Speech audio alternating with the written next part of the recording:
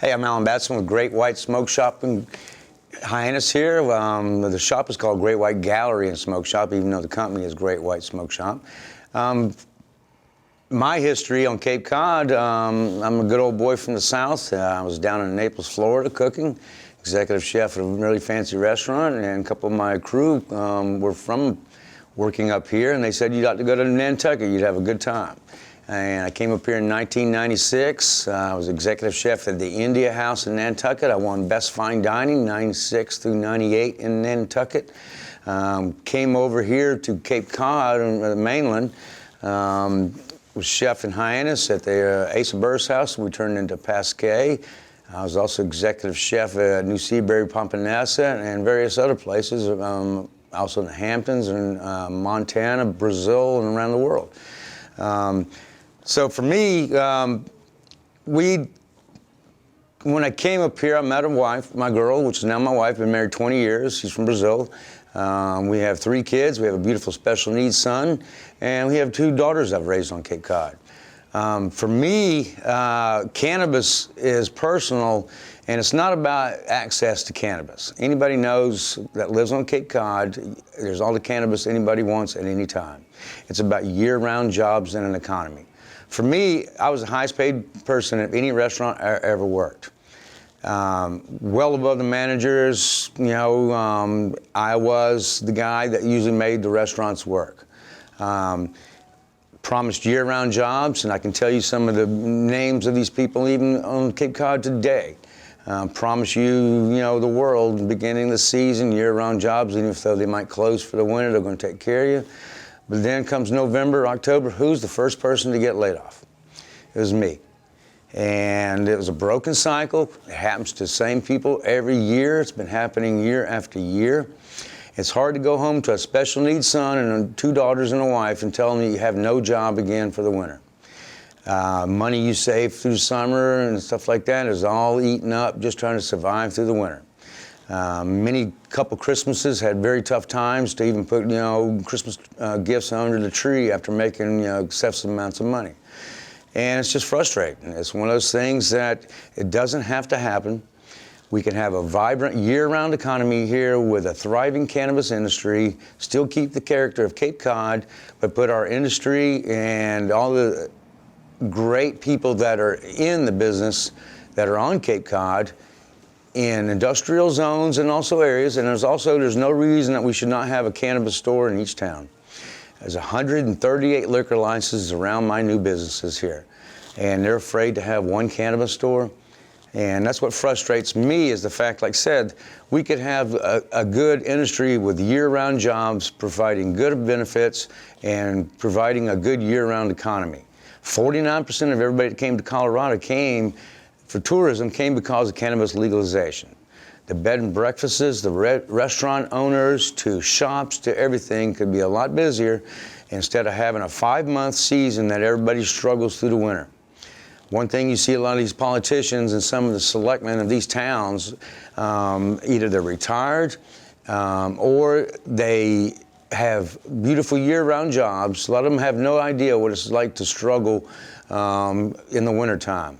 You don't see them taking pictures on their Facebook page of the unemployed restaurant workers, the unemployed construction workers, the unemployed fishermen, et cetera, et cetera. You know, it's one of those things that, you know, I hate to say it, a lot of it has to do with some of the money that's on Cape Cod. They claim they want to keep the image, but Cape Cod, let's look at the image of Cape Cod. We have the title of the drunkest part of the state. We have more alcoholism than any other part of the state. Like I said, we have an abundance of liquor and it flows freely here. I can't believe that we still allowed children under 21 to be able to walk into a liquor store. Nothing against our friends in the liquor business. AJ of Luke's Liquor is actually one of our biggest cannabis supporters. But, you know, it has to do with the mentality. In Massachusetts, we have 6 cents tax on a gallon of beer. You're looking at a 20% tax on any kind of cannabis product. As long as you have that incredible tax on that, you're going to have a thriving underground business. Once more shops open, you will see cannabis prices go down. But it's one of those things that Cape Cod needs this. Veterans on Cape Cod, which is a large, healthy veteran community on Cape Cod, all are major supporters of the cannabis. They want to get off the pills that the VA keeps feeding them through. It's very difficult for a veteran to go to the only medical place we have on Cape Cod, which is Mashpee right now. The only recreational store we have is not even on Cape Cod, it's in Wareham. We do have some towns that are doing some great things on Cape Cod, but I want to, put a challenge out, like I said, to these politicians. My question to you is, how many year-round jobs have you created since you've been in office? If you can't answer me that question, then you shouldn't be in business. You should not be a politician on Cape Cod. And for me, like I said, I was a chef in Nantucket. Had I wanted a pound of pot back in 1996, it would have taken me 3 days. And that's an island out in the middle of the ocean. Right now, it takes me 2 hours. That's about the only difference. And now you have a great variety. Most of it's all tested. And it comes, no different strength-wise if you knew what you were getting back in 1996. So it's one of those things for me, it's personal. I live in Yarmouth. Yarmouth, again, can't make their school budget. Last year, they laid off 7 special needs assistant teachers in Yarmouth, which affected me personally, affected my family personally. When you don't see them laying off or getting rid of the football team. You don't see them doing stuff like that, but they go after the most vulnerable population there is. And so that's things that I fight for. It has nothing to do with cannabis access, like I said. But one thing that I do love about the business, this just goes back to just what America was built on. Being able to have the freedom to open a company, to provide a safer product than what alcohol is. Cannabis is not a gateway drug. Cannabis is an exit drug from opioids and many other things.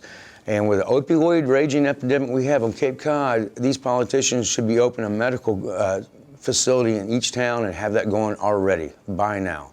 It's their fault. Any other deaths that are on their hands, that's on their conscience. Again, like I said, for me, I was a chef for over 35, 40 years. My body fell apart. It's a young man's game. I have arthritis in my hands so bad. I've had somewhere around 9 surgeries, 2 spinal surgeries, 3 foot surgeries, I don't know how many hernia surgeries, and several hand surgeries. I use cannabis because when I had my spinal surgery, they one time had me on 17 different medications, some multiple times a day. You can ask my family. I was a zombie. You didn't know what you get every day. It was Jekyll and Hyde. I, used medical cannabis, and now, I still take 3 pills a day, but otherwise, I was able to get rid of all that stuff. For me to open up a store after I retired as a chef, I saw what CBD and what cannabis can do to help people. I have a customer base here right now. I opened up this store 7 months ago. It's an upscale store. We are a smoke shop, but the reason why I said a smoke shop, we have a beautiful glass gallery. We have a beautiful art gallery here too. But smoke shop, the reason of that is people like us and that were in the industry have been doing a lot of this for a long time, CBD and stuff like that. You see a lot of people now jumping in the business. My CBD is my biggest seller in my store. My biggest customer base of my store is 50 to 90-year-old ladies, followed by 50 to 90-year-old men. I do get a lot of the young people from yoga to the gym crowd coming in now too, because it's great for after workout. But mainly, when I have an 80-year-old lady comes in and she's at her wit's end of doctors giving her pills after pills after pills, and I can give her a product to ease her pain or her anxiety, and then 3 days later they can come back and tell me that it changed their life. And so I feel so good when I can help someone, and what it does. And that's what CBD does for people.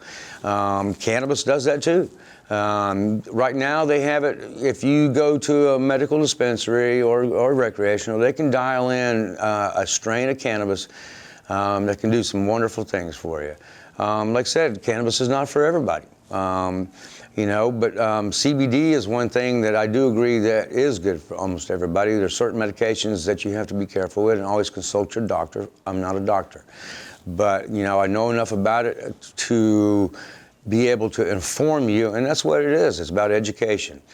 About people coming into our store, and even having that older population, some of them actually would never imagine walking into a head shop.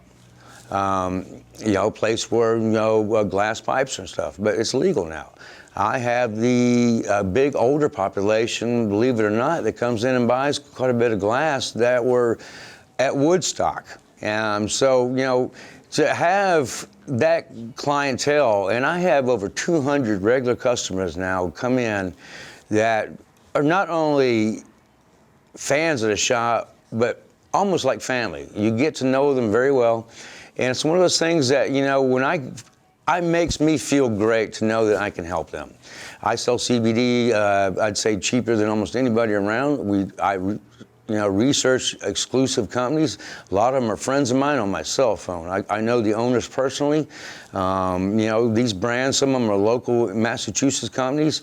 And so it's for me, I carry a large selection because, finding a CBD company is finding your favorite restaurant. People have their own taste, et cetera, but I carry everything from capsules to tinctures to salves to bath bombs. CBD is also wonderful for pets too. It's great for, older animals that, as they get older in life with their joints and stuff, just like older humans. The endocannabinoid system is equal to the same as mammals as it is in humans and stuff. So when it affects a human, just as it does the same as it does for a cat or a dog. So it's one of those things, like I said, that, it's a natural medicine. It's been around years, thousands of years actually. One thing that I would love everybody that watches this video and my interview is to watch something on Netflix that just came out, a documentary called Grass is Greener. It's a fantastic documentary about the cannabis prohibition in the United States. It goes back to the original reason why the jazz greats, from Louis Armstrong to all those guys. And it's a fascinating movie, and it will change many opinions of people that are not cannabis supporters. But also, one thing that's what our store does too.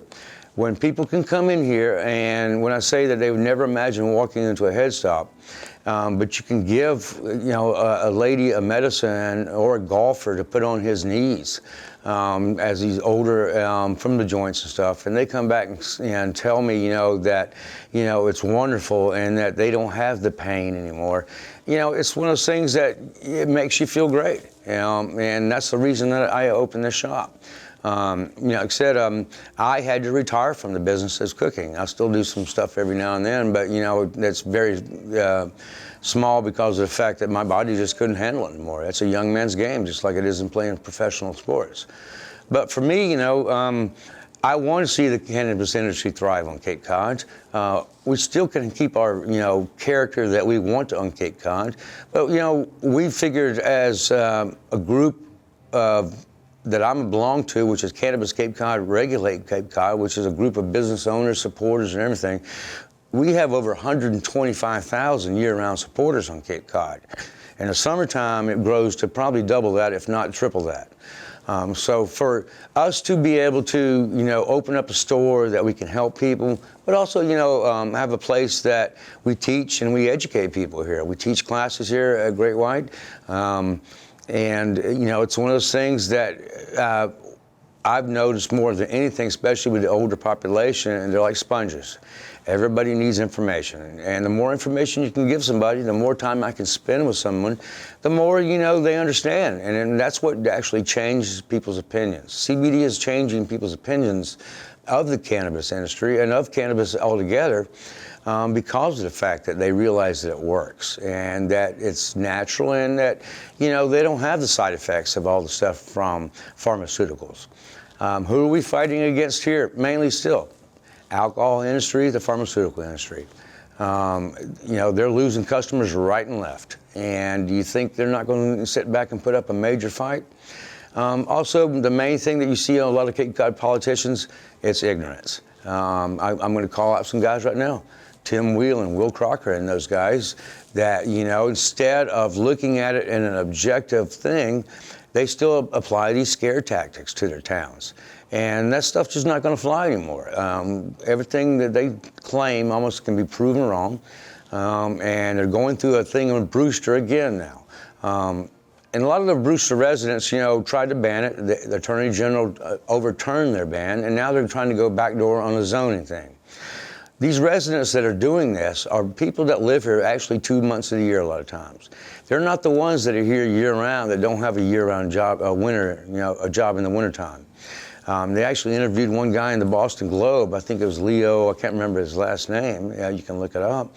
And he even stated that, you know, that he didn't want to lose the image of Brewster. What's the image of Brewster when half the people have no jobs in the winter? You know, and then what's the main thing that is hurting Cape Cod right now? John Chesto of the Boston Globe, a study 3 years ago, written about families leaving Cape Cod because there's no year-round jobs and there's no affordable housing. So what are they doing now? They're building affordable housing. What good is affordable housing if you don't have a year-round job? You know, are you going to evict these people come October? You know, think about it. You know, those things go hand in hand. And that's what, again, the main question I ask any politician on Cape Cod, selectmen too, tell me how many year-round jobs you have created on Cape Cod since you've been in office. If you can't answer that, go ahead and resign. You know, and I'm going to fight. Like I said, if you think people like me and various others in this industry are going away, you're dead wrong. In fact, we're getting stronger by the day, and we're going to come after these politicians because, for me personally, you're hurting our communities. You're hurting our veterans. You're hurting the older population. The biggest group of cannabis, you know, I said smokers right now are women that are moms. So, you know, like I said, it's one of those things that, you know, people are looking at cannabis and also CBD as a safer alternative than alcohol. And, you know, it's up to you. Do you want to keep that title as the drunkest part of the state? Are you going to wait for 4 or 5 years and finally come on board and, like I said, watch all this tax money that could go to benefiting our schools, to benefiting our roads, to benefiting our communities, instead of every year? I think Brewster can't make their budget again this year. Yarmouth's already talking about, you know, they can't make their budget again now. I hate to even imagine Dennis and Harwich in these towns. Now, some of these rich towns could care less, you know, like Chatham and some of these others. But, you know, again, they're not the ones that are here year-round, you know. They're not the fishermen that live in Chatham that they're not able to fish year-round. They're not the restaurant people that are here year-round. They're not the landscapers that do your yards that don't have work in the wintertime. You know, think about that. Like I said, it's not about cannabis access. You know, it's about being able to have a year-round job, a year-round economy, and being able to live on Cape Cod. I have 2 daughters right now, 18 and 21. One works for Capabilities. You know, I have a special needs son. You know, do I want my 2 daughters to have to leave Cape Cod because they can't find a year-round job in here? You know, those things affect me personally. You know, I'm not retired. You know, I don't go to Florida 2 months of the year or for 8 months of the year or wherever you might go. I'm here. I live in this community year-round. And so do many other people, and we need year-round jobs, and we need a year-round economy. You know, it gets to the point where, you know, it gets so frustrating, and what you're going to end up, families leaving Cape Cod, schools empty. 30% of everybody that, you know, had a reduction of families leaving Sandwich. You know, so what's going to happen? You're going to end up with a dead economy on Cape Cod. It's a crisis state right now, and you're creating this. So you have the opportunity to change this, and I'm talking directly to the politicians that I just called out and stuff too. You have the ability to change this right now, but you're not. And these selectmen that are dragging their feet on these towns that are still continuing hurting our community, you know, it's one of those things, like I said, I could go on and on, but I'm going to leave it like that. I want to welcome everybody to Great White. You know, I would love to have everybody, you know, come talk to us. Let us come to your communities and speak. We have so many great, fantastic people that are involved in the industry on Cape Cod, and also working hard to support this industry on Cape Cod because they want to see a year-round community, a year-round thriving economy. So, for us, it's just about that. And that's basically my statement concerning, whether it be CBD or the cannabis industry on Cape Cod. One thing that I do love about the shop that we built here is, I have everything from a judge to lawyers to 2 Navy SEALs, active duty, that get CBD from me, many retired police officers and first responders. I have a lot of firemen. So it's one of those things, like I said, I have such a diverse, I would say, clientele that come into the shop. And, I do have some younger people, but that's a very small portion, actually, of my clientele. It's one of those things that we're happy, to be able to know that I have a 98 World War II veteran, all the way down to a 16-year-old girl that has to have her mother come get it from a car wreck that she was in, and she gets CBD for the pain, to get off the pills that they had her on. Her doctor approved it. So it's one of those things, like I said, we have such a diverse clientele in our shop, and that's one thing that we love, that we made the shop nice enough that you don't have to leave your wife in the car of something of that type. And one of the biggest clientele that I, believe it or not, I get is actually from hair salons. So for me, I love the fact that I can help people. I love the fact that we can educate people, and I love the fact that we're going to be a big part of the community. We have a beautiful artwork outside our shop. We had beautiful display at Christmas time, and we're going to be more involved in helping the community not only be a great art community, but also a great place to hopefully come year-round. That we can have a thriving, great Cape Cod in the wintertime just as much as we can in the summer. And that's pretty much what I'm going to end my statement on in this. And I appreciate everybody listening to me, and I hope you come visit our shop. And thank you so much.